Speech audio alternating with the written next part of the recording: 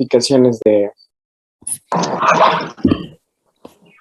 Entonces, estábamos diciendo somáticos y localizados, sobre todo en lugares que están, digamos, bien identificables. Piel, tejido musculoesquelético, etcétera, etcétera, etcétera. Y visceral, que es realmente menos específico y que tiene que ver con estos, ¿cómo se llama? Con digamos, interacción que hay entre órganos y cómo se desarrollan desde lo embriológico. Luego, eso que del doctor psicógeno, que tiene que ver con los pacientes que tú no encuentras una falla orgánica que pueda explicar el dolor, pero aún así la tienen, ¿no? Entonces solamente hay que tener cuidado, no es que no existe ese dolor, pero sí es como difícil hacerlo más objetivo desde el punto de vista. Obviamente hay que tener muy pendientes si el paciente tiene una historia de abuso de sustancias o que tenga una mala rotación de opioides o que tenga algún otro componente psiquiátrico, etcétera, etcétera. Siempre hay que estar muy atentos con el doctor psicógeno, con el dolor psicógeno. Dependiendo del curso y su intensidad. Fíjense que puede ser continuo, es decir, si no hay un solo momento en el cual el dolor no desaparece. Por ejemplo, las fracturas tienden a tener este tipo de dolor, ¿no? Por ejemplo, el abdomen agudo después de una perforación intestinal, el dolor no cede, es constante, es continuo. Entonces, un dolor visceral continuo es probablemente este. Pero a lo mejor también un dolor visceral, por ejemplo, si ustedes recuerdan, ayer que estábamos hablando de las vías somatosensitivas, hay en las vías de dolor y temperatura, son dos tipos de fibras las principales que están involucradas, tipo C y tipo A delta. Entonces, si yo digo A delta, yo sé que es una fibra más o menos grande, mielinizada, y eso quiere decir que es la que me va a traer la información de ese dolor, por ejemplo, el visceral, ¿no? Que yo sé exactamente dónde está y que es muy rápido y que puede ser continuo, etcétera, etcétera, etcétera. Pero por el otro lado, explicando lo de visceral, yo tengo también muchos de los nocioceptores están en fibras tipo C, y las fibras tipo C son más pequeñas y son más lentas. Entonces, por ejemplo, ¿nunca les ha pasado que les duele la panza y te preguntan, oye, ¿dónde te duele? Y dicen, pues es que toda la panza. O sea, no sabes específicamente dónde es. O por ejemplo, acabas de comer mucho y te duele la panza y de repente te sientes muy inflamado y es como algunos libros describen como burdo, como inespecífico, como inconstante. Y es explicado no por el grado de estímulo, sino por el tipo de fibras que lleva la información. Muy bien. Luego, está aquí continuo irruptivo. Es una exacerbación del dolor de forma súbita y transitoria de gran intensidad. Un EVA 7. Ahorita vamos a hablar de la escala visual análoga para que entiendan qué significa este EVA 7 y una corta duración, que aparece sobre la base de dolor preexistente estable. Es decir, que de cierta forma algo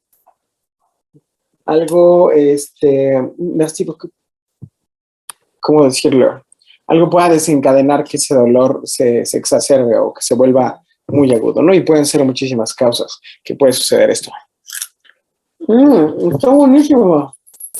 Thank you very much. Con esto porque no puedo hablar. Es que como ya estamos en épocas de ofrendas, me compartieron una caña y mi caña está buenísimo. Perdón. Según su intensidad. Y la intensidad, esto es también obviamente subjetivo, depende de cada paciente, pero para realmente poder entender o sobre todo nosotros clasificarlo con lo que nos dice el paciente, por ejemplo, puede realizar actividades habituales. Entonces debe ser un dolor probablemente leve, ¿cierto? Si interfiere con las actividades habituales, precisa tratamiento con opioides menores, pues yo puedo hablar de un tipo de dolor moderado. Es decir, a lo mejor yo tengo una contractura muscular o se desgarra un músculo y no puedo subir las escaleras. Y el dolor obviamente es moderado, ¿no? Esto, lo que está diciendo este texto aquí es que yo puedo empezar no solamente con, yo puedo complementar y hacer el manejo con algunos opioides menores. Y cuando hablo de opioides menores, generalmente estoy refiriéndome a tramadol. ¿Se acuerdan de tramadol?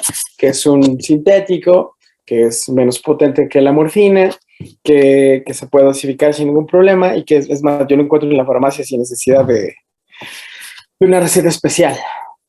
Y finalmente, severo, que interfiere con el descanso. Es decir, una persona aún descansando tiene dolor. Ese es un dolor severo. Y ahorita vamos a ver cómo podemos clasificar esto mejorando. Por ejemplo, según factores pronósticos de control del dolor, es decir, con los datos que obtenemos del paciente, qué tan bien le puede ir o qué también le puede, va a responder a la estrategia analgésica habitual. Entonces, este se llama Sistema de Estratificación de Edmonton y tiene, ¿cómo se llama? Tienen nada más 2 estadios. Entonces, el primero es de buen pronóstico y el estadio es de mal pronóstico. Es decir, ¿en qué pacientes yo creo que voy a tener ningún problema en meter una estrategia habitual analgésica? Cuando probablemente tengo un dolor visceral, óseo de partes blandas, donde ya tengo identificado el dolor. Sí, a lo mejor visceral es el apéndice y yo ya le quitaron el apéndice y está recuperándose, pues yo sé exactamente qué le puedo mandar, ¿no? Y cómo esto va a ceder eventualmente. No es un dolor irruptivo. Ya habíamos hablado de qué significaba la irrupción del dolor, que se presente así como por ráfagas súbitas. Que no exista distrés emocional. Esto habla de que es un dolor generalmente moderado o leve. Escala lenta de opioides, es decir, que no hay necesidad de hacer cambios bruscos ni de dosis muy fuertes para poder atentar contra el dolor. Por ejemplo, yo puedo utilizar opioides fuertes en el dolor visceral posoperatorio, es decir, utilizar fentanilo o morfina después de que operaron a un paciente, pero ya sé qué es lo que está causando y eso va a hacer que tenga una respuesta adecuada a estas dosis iniciales de opioides y que realmente no tenga yo que hacer un aumento peligroso de las dosis o que yo tenga que cambiar, por ejemplo, de morfina a una infusión de fentanil, ¿no? Que sabemos que es 100 veces más potente que la morfina y que muy probablemente es lo que necesite mejor a un paciente. Y obviamente que el paciente no tenga antecedente de adicción a drogas porque finalmente yo puedo desencadenar esto, ¿no? Si yo no estoy cuidando bien al paciente, si a lo mejor es un problema complejo que va a necesitar menos de 2 meses de tratamiento constante, yo tengo que meter a este paciente probablemente en una rotación de opioides. Y eso también lo podemos ver. Pero realmente qué necesita y en qué momento. Pero que tenga un antecedente de adicción es siempre, siempre, siempre un foco rojo. Por ejemplo, esto es cuando yo sé que a mi paciente le va a ir bien. Y eso está padre. Pero por el otro lado, fíjense, ¿qué pasa con los pacientes? ¿Cuáles son los pacientes con mal pronóstico? Que tengan dolor neuropático, ya saben, ¿no? Que está comprometido el sistema nervioso central y periférico y que va a desencadenar respuestas muy grandes a estímulos. Que sea dolor irruptivo, que exista distrés emocional. Obviamente estamos hablando de que es un dolor severo donde el paciente ni siquiera puede descansar y que todo el tiempo tiene presente el dolor y esto está causando este distrés emocional, ¿no? Y aparte de todas las broncas que el paciente pueda tener aunado a esto. Por ejemplo, ¿cómo lo ves también? ¿Cómo manejo este dolor tan grande? Pues obviamente tengo que aumentar las dosis de opioides para tratar de alcanzar al paciente y que tenga menos molestias. Pero esto también puede significar, es decir, no es que los pacientes normalmente no necesiten incrementos de dosis, sino que hagan incrementos rápidos y que el dolor sea tan grande que no sea muy difícil de controlar. A eso se refiere. Entonces, ¿dónde yo no voy a tener bronca? Si no tengo antecedentes de adicción a drogas, pero si las tengo, obviamente, según Edmonton, yo tengo mal pronóstico. Ya, perdón, ya me la acabé. Está buenísima. Una disculpa. La azulita, yes. Yes. Ahora, dependiendo de la farmacología. ¿Cuáles son los dolores que responden bien a los opiáceos? Los viscerales y somáticos responden muy bien, porque obviamente yo necesito esta interacción compleja de estas interneuronas que hacen que la respuesta del dolor sea más tolerable. Parcialmente sensibles a opiáceos, el dolor óseo y el dolor por conversión de nervios periféricos, obviamente estoy aquí involucrando ya daño del sistema nervioso periférico, y esto va a ser difícil que yo pueda tener un control ascendente y descendente de esto. Es más, hay teorías que dicen que los pacientes con dolor crónico, con daño neuronal, las vías, por ejemplo, somatosensitivas diseñadas, por ejemplo, para tacto, para presión, hay tanto daño y hay tanta interacción de estímulo que estas vías también pueden llevar información nocioceptiva. Pues imagínense que tanto daño ya existió como para que sucediera esto. Por ejemplo, y ya los pacientes que son escasamente sensibles a opiáceos, es decir, tú estás utilizando opioides y no funcionan o no funcionan bien. Por ejemplo, dolor por espasmo de la musculatura estriada y dolor por infiltración, destrucción de nervios periféricos. Esto. Obviamente, los niveles que yo puedo decir en quién sí funcionan y en quién no funcionan, o quien funcionan muy pocos, va a tener que ver directamente con la integridad del nervio. Entonces, a menos integridad nerviosa, voy a tener una menor aceptación del manejo, ¿no? Entonces, estos pacientes responden también antidepresivos y anticonvulsivantes, porque finalmente el daño es tanto que yo necesito de coadyuvantes, de neuromoduladores, de otros medicamentos que me ayuden, por ejemplo, a mediar estos problemas. Por eso, por ejemplo, si ustedes en casa tienen a alguien que tome a lo mejor algún opioide, pero que no solamente que tenga dolor crónico y que les tengan que recetar gabapentina o que tengan que darles algún otro, algún recapturador de serotonina, cualquier otra cosa, es porque es realmente un problema hipercomplejo y que el dolor juega ahí un papel central que está condicionando que esto se agudice más ahora. Entonces, la OMS desde hace muchos años armó como esta escalera del dolor, ¿no? Esta escala analgésica. Entonces, ¿en quién tengo que ocupar qué? Y obviamente el escalón más chiquito tiene que ver con esta clasificación que veamos en el principio, ¿no? Yo solamente con analgésicos no opioides, es decir, un AINE, ¿no? Ibuprofeno, ketorolaco, diclofenaco, cualquier inhibidor de la COX me puede ayudar a disminuir la inflamación y eso condicionar el alivio del dolor, ¿no? Coanalgésicos.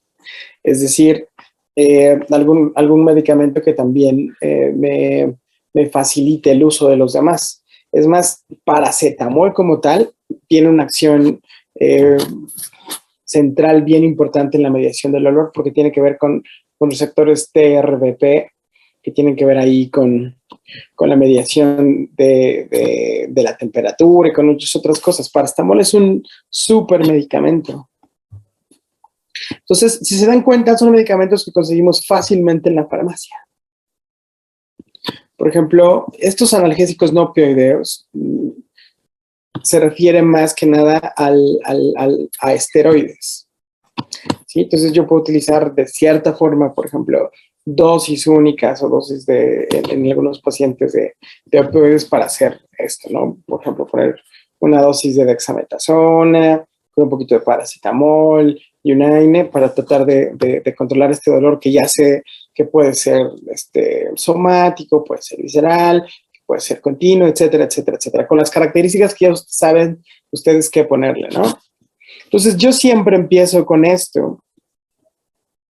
Obviamente, si el dolor lo estoy clasificando entre moderado o leve, ¿cierto? Si yo estoy entre leve y severo, me tengo que ir más hacia el escalón 3 y 4. Y hay muchos médicos, por ejemplo, sobre todo compañeros que inician siempre aquí en el escalón 2. Es decir, el escalón 1 solamente lo reservan para cosas muy chiquitas, por ejemplo.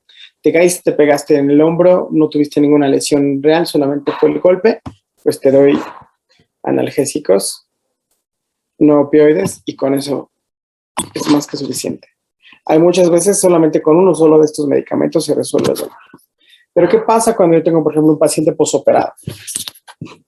O tengo un paciente que le hicieron eso, ¿no? Una LAPE que le quitaron la mitad del colon, o que tuvo ahí que les gusta, un piocolecisto y que se aventaron 5 horas en esa cole y que estuvieron jalándole ahí el hígado y que apretaron ahí, que hicieron un desmadre los cirujanos. Pues generalmente yo siempre empiezo con esto, ¿no? Si yo tengo, es decir, estos opioides débiles, yo los estoy agregando a mi escalón. Es decir, yo sí puedo utilizar todo esto, esteroide, paracetamol, un AINE, y además sumarle tramadol. Entonces, en ese momento, este escalón 1 y el escalón 2 los estoy fusionando y funcionan muy, muy, muy bien. Que ya no se usa también. Fíjate, Dani, que no es que no se utilice, es que, según yo, la FDA lo satanizó muchísimo. Es decir, donde no se utiliza realmente es en Estados Unidos. México no tiene problema con metamizol. Hubo esta ¿cómo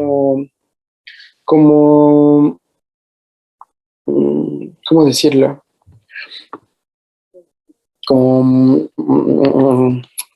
Esta controversia con respecto a su uso, porque la FDA dijo, saben que ya no lo usen porque hay medicamentos mejores y se asocia, ¿cómo se llama? A hipotensión y algunas otras cosas. Entonces Estados Unidos lo dejó de utilizar y muchos médicos, siguiendo las normas de la FDA, lo dijeron. Pero realmente metamizol, yo no tengo ningún problema en utilizarlo. Realmente no hay o no he encontrado algún artículo súper serio ¿cómo se llama? Que realmente lo elimine de todo el arsenal que tenemos. Por ejemplo, el que sí ya salió de forma parcial es nimesulida. La nimesulida, que es también un AINE, tiene, por ejemplo, muchas interacciones en pacientes pediátricos. En pediátricos sí no se debe utilizar. Pero en pacientes adultos, si son, por ejemplo, dosis únicas, si son, no pasa nada, realmente. Sí, Miguel. Fíjate que los coanalgésicos es una variedad muy grande de medicamentos que tienen que ver depende donde los busques. Es decir, no intervienen en las vías del dolor, o sea, no tienen que ver ni con la inflamación, ni con los receptores, ni con las vías aferentes, ni ascendentes y descendentes, ni con las interneuronas, ni con las vías centrales, no tienen que ver nada con eso, sino que ayudan, por ejemplo, gabapentina es uno, que es un neuromodulador que ayuda mejor a la recaptura de algunos neurotransmisores, o por ejemplo, algunas otras personas utilizan, o por ejemplo, si yo voy a mandar AINE durante mucho tiempo, pues lo voy a mandar con un protector de la mucosa gástrica y puedo utilizar como un coanalgésico hasta, ¿cómo se llama? Omeprazol, por decir algo. Entonces, depende de la visión de coanalgésicos, pero con analgésicos como tal, estos medicamentos que pueden intervenir con el dolor, pero que no lo resuelven como tal. Déjame buscar aquí.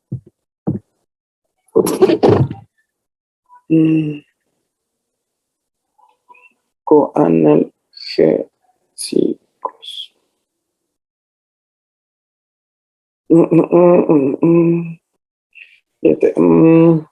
¿Cómo está la definición? Aquí en el breastcancer.org.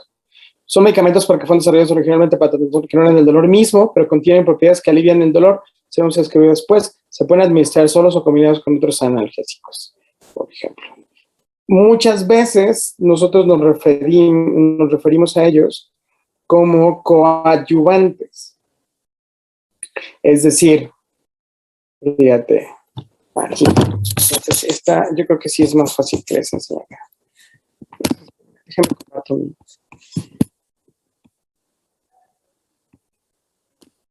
Para que quede claro esto.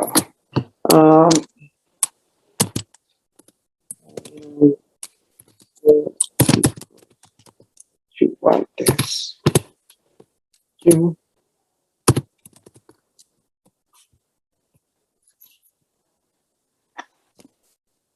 Súper sencillo. ¿Viste? Por ejemplo, la definición está bien sencilla. Medicamentos que fueron no creados para manejar el dolor, pero sus propiedades me ayudan a hacerlo. Por ejemplo, inhibidores de receptores NMDA. Ketamina a dosis subanestésicas se maneja para dolor agudo. Y ya saben que está diseñado ¿para qué? Para hacer hipnosis, ¿no? Aunque también tiene alguna interacción de cierta forma en receptores kappa opioides, pero no fue diseñado como analgésico en un principio. Por ejemplo, ya habíamos hablado de antidepresivos y anticonvulsivantes dentro de la estrategia, pero por ejemplo, agonistas alfa-2 adrenérgicos. Entonces, los receptores alfa-2 adrenérgicos son receptores que se estimulan con noradrenalina, con adrenalina, y que los alfa-2 son, dentro de todos los receptores adrenérgicos, receptores inhibidores, y que su estímulo puede provocar sedación y analgesia. Es decir, es como parte de este sistema súper complejo de sentirse bien cuando te adrenalizas, ¿no? De emocionarte y de tranquilizarte al mismo tiempo después. Todo eso, yo tengo receptores, los corticoides, ¿no? Que fueron diseñados para otra cosa.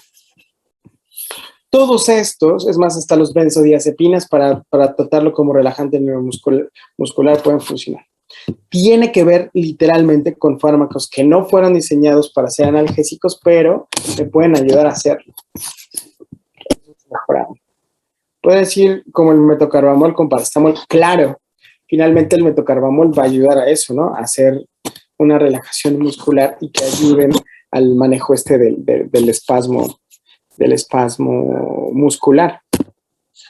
Totalmente de acuerdo. Entonces realmente es un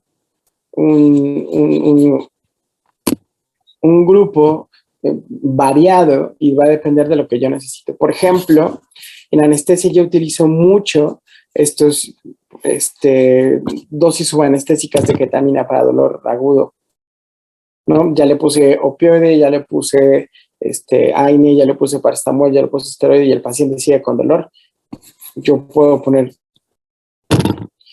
una dosis subanestésica de ketamina y de repente el paciente, ¡pum!, puede desaparecer el dolor inmediatamente, ¿no? Lo mismo pasa con la dexmedetomidina, que es este agonista alfa-2 adrenérgico.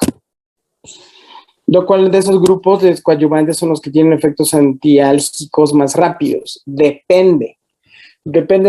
Por ejemplo, los que tienen efectos inmediatos son estos dos. Los inhibidores de receptores NMDA, que es ketamina, y los agonistas alfa-2 adrenérgicos.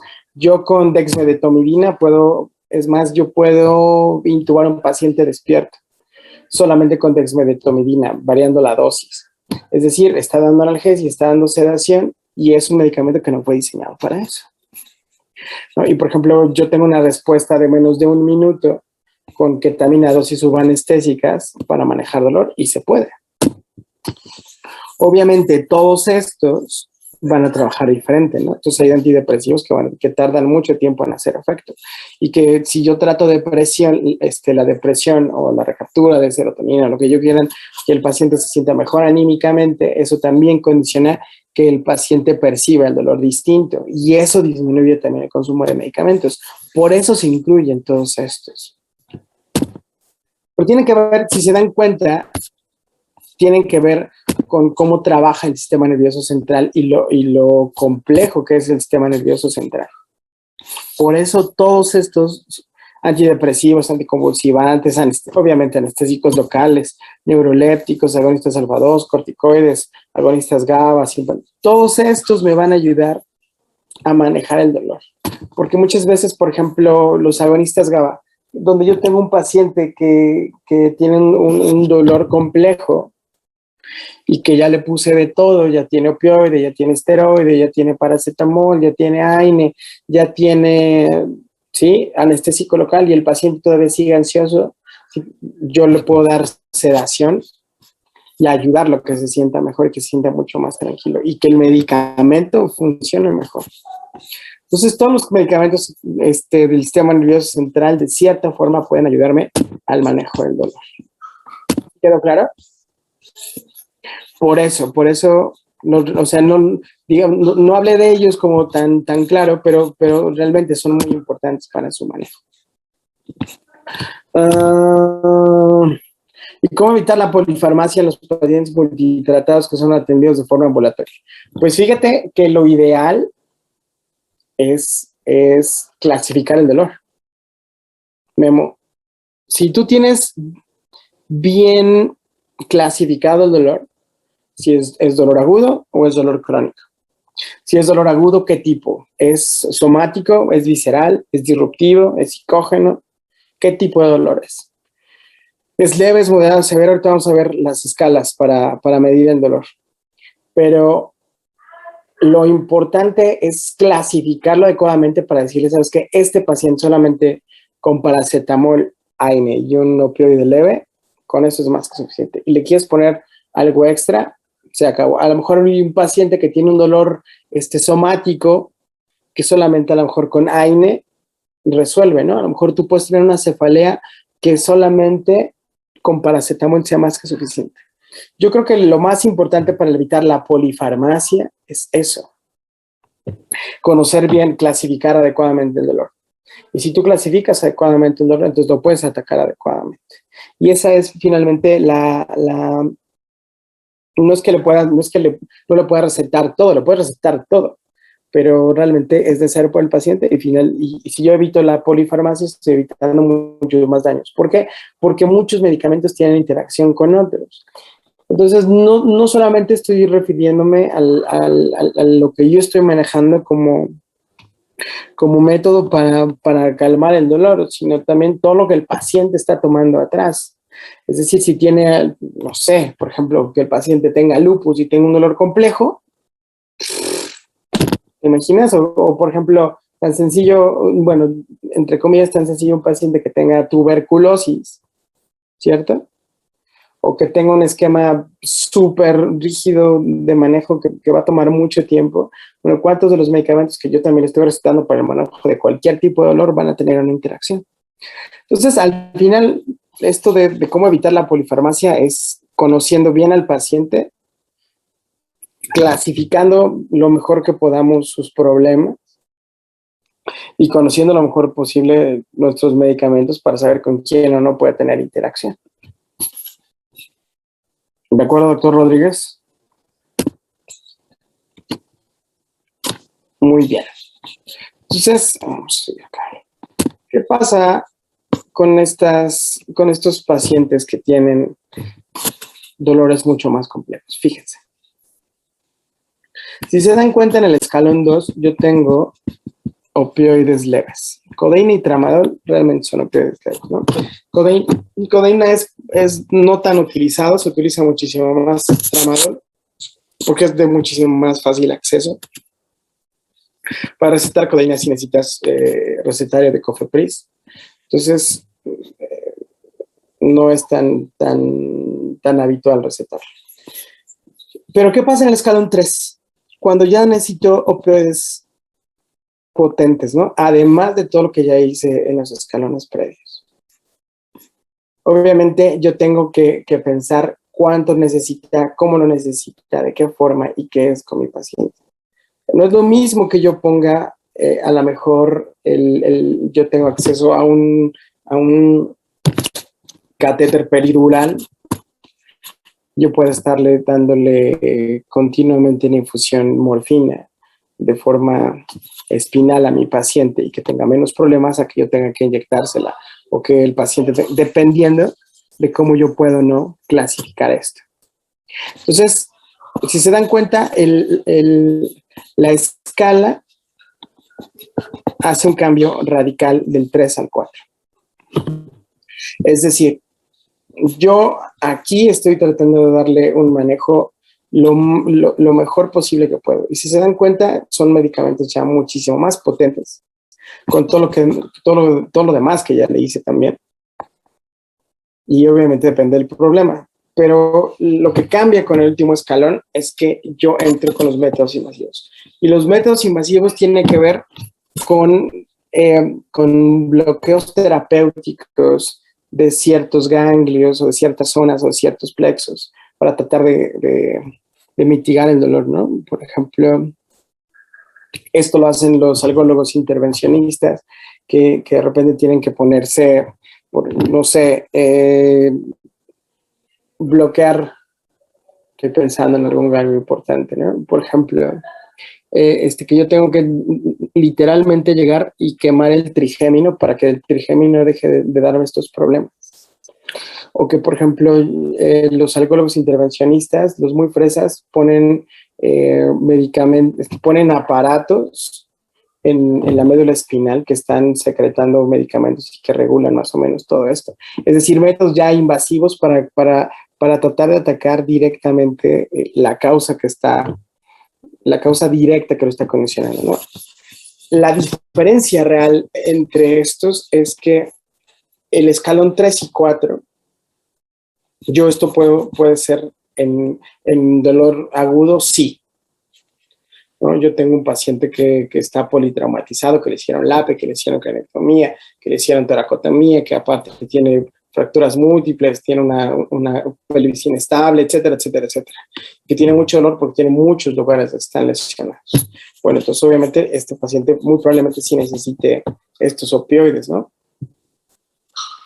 Pero generalmente estos métodos invasivos están reservados casi siempre, por no decir siempre, en el dolor crónico, sobre todo en estos pacientes que la causa es probablemente cáncer. Doc, y en ese tipo de métodos existen complicaciones a largo plazo, podrían hasta ser reversibles.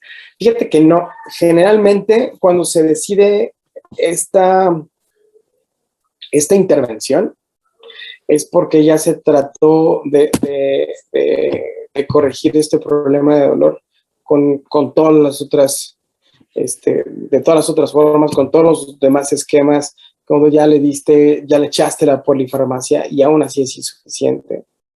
Entonces, lo correcto es ir ya por el método invasivo. Pero muchas veces, por ejemplo, que yo pueda lesionar el trigémino va a repercutir no solamente en quitarme el dolor, pero en quitarme la sensibilidad. Y eso puede ser peligroso porque obviamente si te quemas, si te cortas, si pasa algo, ya no estás diseñado igual, pero al menos no vas a tener dolor. Y el paciente con dolor crónico, sobre este tipo de dolor crónico tan extremo, generalmente prefiere 1000 veces ya no sentir nada a hacerlo de forma normal.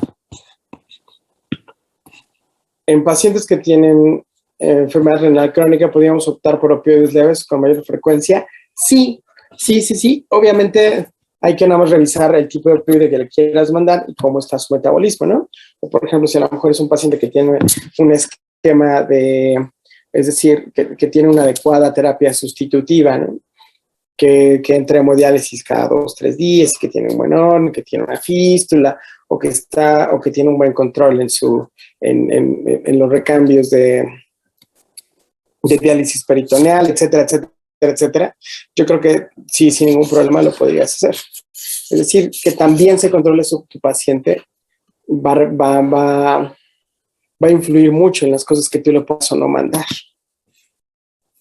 Entonces sí, o sea, no hay que tener miedo de mandar opioides con este tipo de pacientes. Tú lo que quieres es que no tengan dolor, pero obviamente hay que explicarles perfectamente los riesgos que puede tener ese paciente si él no se cuida, si no lleva a cabo las demás cosas que necesita para sobrevivir. Sí, muy bien. Entonces, fíjense.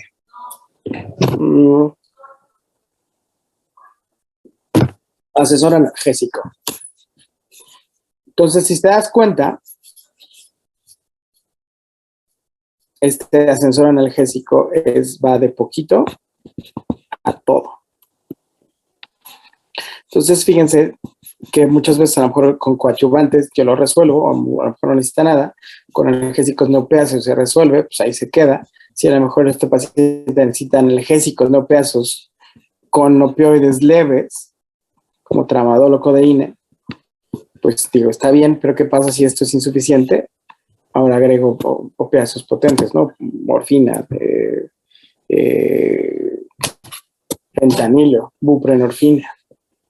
¿Qué pasa si aún así yo no puedo controlar el dolor?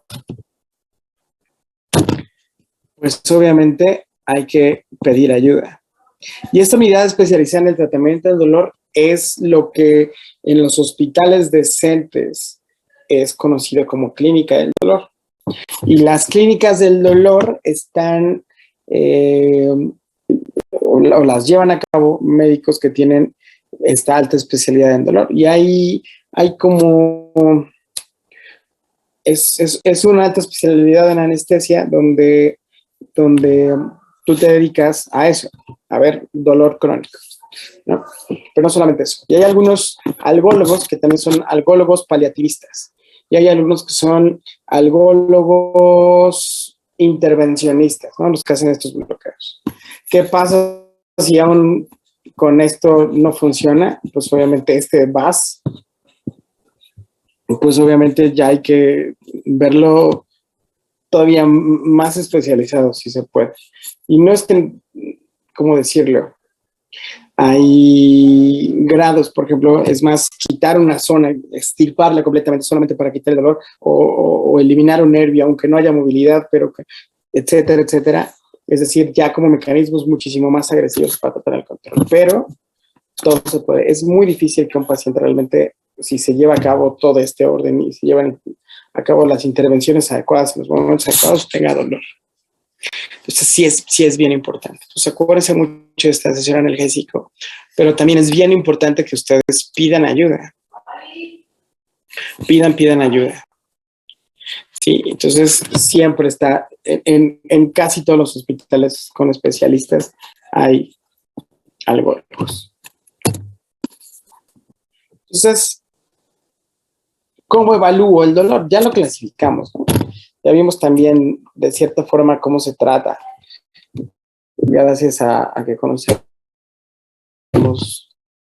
las vías del dolor. Fíjense que desde hace 20 años esta organización, la Joint Commission on Accreditation of Healthcare Organization, fíjense que todos tienen derecho, todos tenemos derecho a un adecuado manejo del dolor. Pero yo necesito escalas para cuantificarlo. ¿Por qué? Porque de repente si tú te preguntas, oye, ¿te duele mucho? Sí. ¿Y se te quitó con paracetamol? Pues sí, también. Entonces, ¿realmente te dolía mucho? ¿Sabes? Entonces, ¿cómo ser objetivo cuando preguntamos cómo y cuánto duele? Esto es muy importante. ¿Cómo yo vuelvo objetivo algo absolutamente subjetivo y que para todo el mundo es diferente? Entonces, se considera que la determinación del dolor corresponde al quinto signo vital, como la medición del pulso o la presión arterial. Pero fíjense, esto último tiene que ver con correspondencia. Una persona que tiene mucho dolor va a estar hipertensa, va a estar taquicárdica, va a estar ansiosa, va a estar con un cuadro depresivo grande o alteraciones psicosomáticas realmente muy importantes. Pero ¿cómo se realmente objetiva? Entonces, yo tengo primero esto, que es una escala visual análoga. Entonces, es un dibujo muy sencillo, el famosísimo EVA, que tiene 2 puntos. El primer punto, el extremo izquierdo, o el derecho de la escala, quiere decir sin dolor, y en el otro extremo, un dolor insoportable, o el peor dolor que jamás haya sentido la persona. Pues tú lo explicas, por favor, indíqueme en dónde se encuentra su dolor, sabiendo cuáles son estos 2 puntos. Entonces, un paciente que a lo mejor se pegó en el dedo chiquito con el buró y no se lo fracturó, probablemente inmediatamente a lo mejor sintió esto, hasta este punto, ¿no? Pero pasaron 2, 3 minutos y ¡pum! A lo mejor ya está aquí nada más. Entonces, yo puedo decir, es decir, yo aquí vuelvo objetivo esto que está diciendo el paciente. Entonces, obviamente, yo lo puedo pasar a cualquier tipo de paciente, ¿no? Imagínense un paciente que lo acaban de operar y que no tiene un solo analgésico, va a estar aquí, en un dolor insoportable. ¿Qué otra escala existe? Por ejemplo, esta verbal descriptiva simple es la que más se utiliza y que también va a ser muy fácil. Por ejemplo, se basa en el paciente que debe elegir de una o más serie de palabras ordenadas crecientemente en aquella que mejor corresponde a la intensidad del dolor que siente. Es decir, si se dan cuenta, es muy parecida a la anterior. Sin dolor, un dolor insoportable. Yo le doy 4 números, o yo lo puedo decir a qué corresponde cada número, ¿no? Cuando tengo solamente nada de dolor, o tengo un dolor leve, o tengo un dolor moderado, o tengo un dolor severo. Entonces, si yo le doy al paciente a escoger entre estas 4 opciones, es mucho más fácil que el paciente no exagere. Por eso se hacen estas escalas. Es un paciente que a lo mejor se cortó la mano y que se cayó y se revolcó y a lo mejor la tiene fracturada también, pues va a estar entre 2 y 3, ¿cierto? A lo mejor más cercano al 3 y dependiendo su umbral más cercano al 2, pero ese paciente muy probablemente esté muy lejos del 0. ¿Qué otro? Por ejemplo, esta escala numérica, que es prácticamente la misma, pero por ejemplo, yo la puedo utilizar con pacientes que no hablan, que no saben leer, o con niños.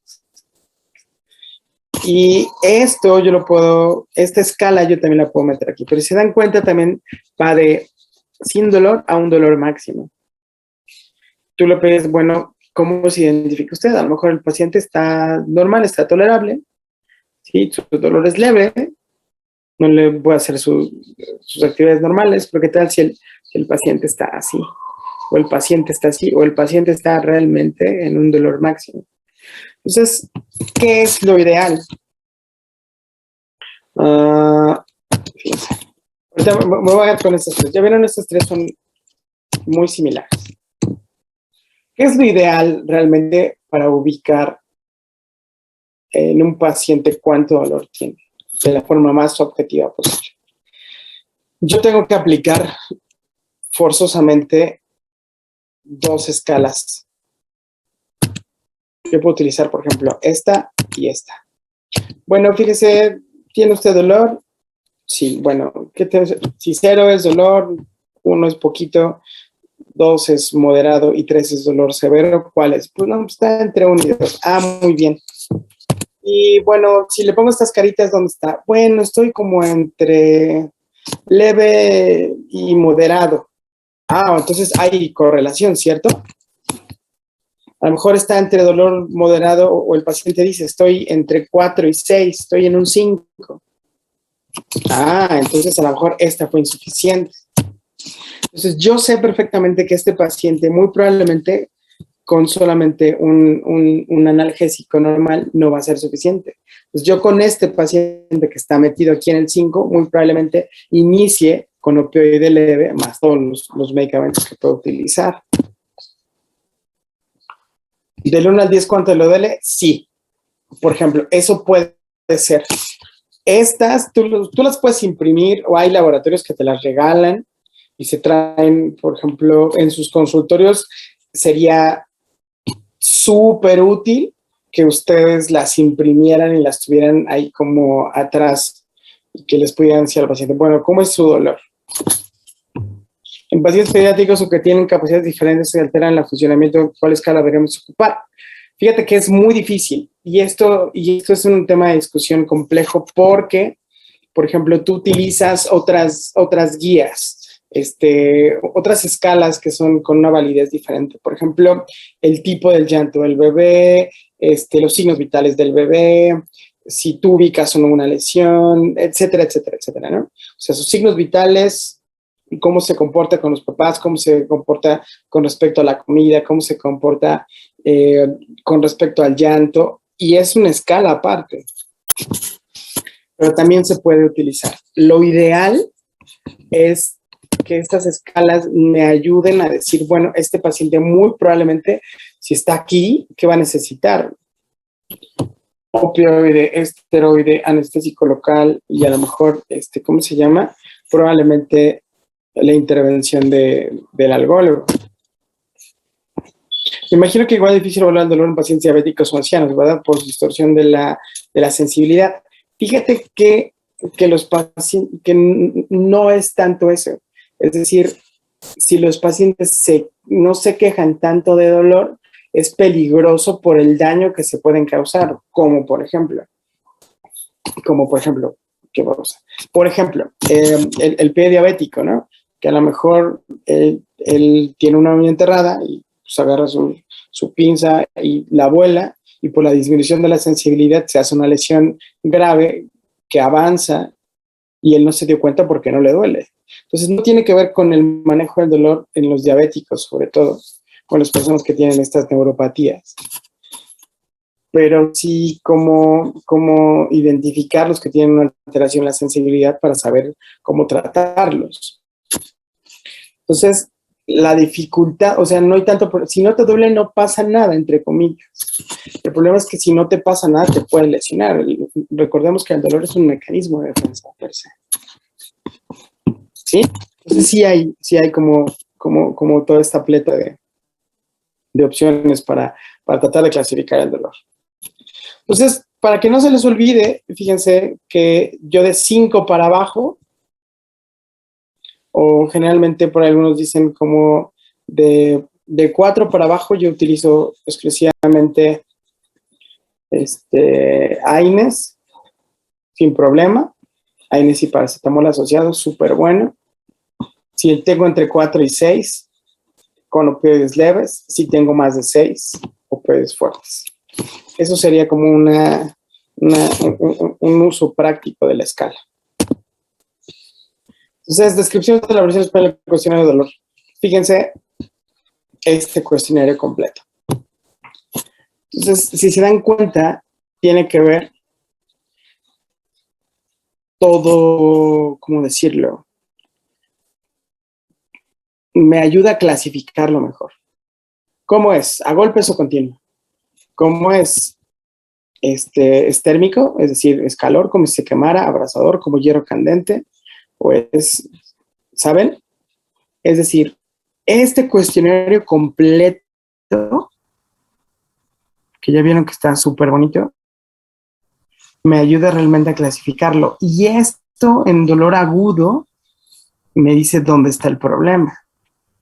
En dolor crónico, obviamente, todo esto es más exacerbado. Entonces, por ahí.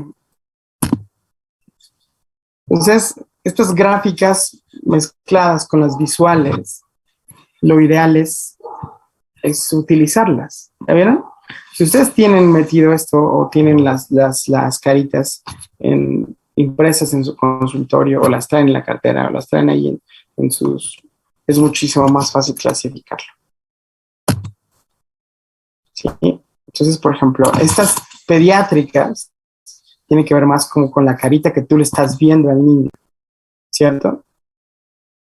O sea, es mucho más fácil que tú lo compares, observes al niño y determines, a que le preguntes, oye niño, ¿y cómo qué carita tienes tú? Pues no, obviamente no. Entonces hay muchas escalas. Entonces, si se dan cuenta, por ejemplo, estos esquemas que son con fármacos no opioides, yo creo que les voy a pasar todas estas cosas porque son como mucho más fáciles. Y está como muy adecuado y ya ustedes ya como médicos van a saber a quién sí, a quién no y en qué momento. ¿Ya? Estos son los medicamentos no opioides. Y los opioides también, estos ya los vimos más o menos. Y cómo puedo iniciar, cómo puedo poner, cuánto tengo el...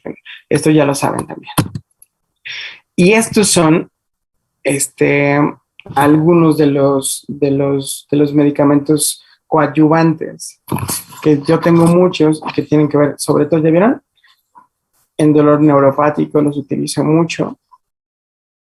Y los corticosteroides y por ejemplo, yo busco también un efecto sedante, etcétera, etcétera, tratando de englobar lo que el paciente necesita. Entonces, esta plática se las voy a pasar después, sobre todo por esto que se me hizo muy bonito, que está muy bien práctico, las dosis, en qué momento utilizarlas, y sobre todo este cuadro está padrísimo, de los coadyuvantes. El dolor es el gran enemigo siempre, ¿de acuerdo? Es mucho más terrible que la muerte misma. Sale, chiquitillos. Nos vemos mañana. No sé todavía qué vamos a ver mañana, pero yo creo que me falta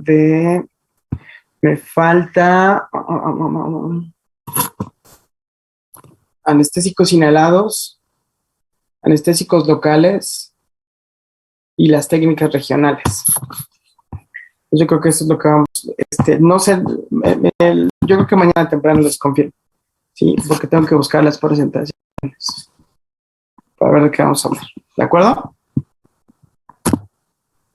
De acuerdo, doctor. Gracias. Sí, doctor, gracias. No, Gracias, doc. Gracias, doctor. Cuídate mucho, doc. Gracias, doctora. Hasta luego. Adiós, doc. Dios. Gracias, doctor. Bonita noche. Gracias, doc. Igual ustedes. Chao.